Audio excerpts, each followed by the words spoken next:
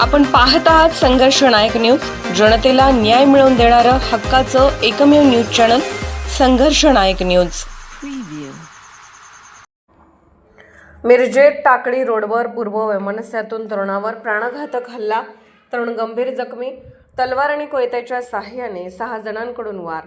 शहरातील टाकळी रोड परिसरात पूर्वीच्या वैमनस्यातून एका तरुणावर भर दिवसा प्राणघातक हल्ला झाल्याची धक्कादायक घटना घडली आहे। शिव अथणीकर यांच्यावर तलवार आणि कोयत्याच्या साहाय्याने 6 जणांच्या टोळीने जीवघेणा हल्ला केल्याने मिरज शहरात एकच खळबळ उडाली आहे। मिळालेल्या माहितीनुसार शिव अथणीकर यांच्यावर संशयित हल्लेखोरांनी अंदाजे 12 ते 13 वार केले। गंभीर जखमी अवस्थेत त्यांना तातडीने मिरजेच्या शासकीय रुग्णालयात दाखल करण्यात आले असून त्यांच्यावर उपचार सुरू आहेत। हल्ला केल्यानंतर आरोपी घटनास्थळावरून फरार झाला।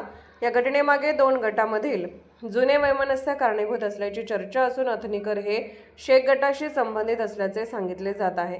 शेख आणि काझी गटातील वादातून हा हल्ला झाल्याचा संशय व्यक्त केला जात आहे। मात्र या संदर्भात पोलिसांकडून अधिकृत दुजोरा देण्यात आलेला नाही। घटनेची माहिती मिळताच पोलीस निरीक्षक किरण चौगले व त्यांच्या पथकाने घटनास्थळी धाव घेत पंचनामा व तपासाची प्रक्रिया सुरू केली। अपर पोलीस अधीक्षक कल्पना बारवकर यांनी घटनास्थळी भेट देऊन परिस्थितीची पाहणी केली, तसेच तपास जलद गतीने करण्याच्या सूचना संबंधित अधिकाऱ्यांना दिल्या।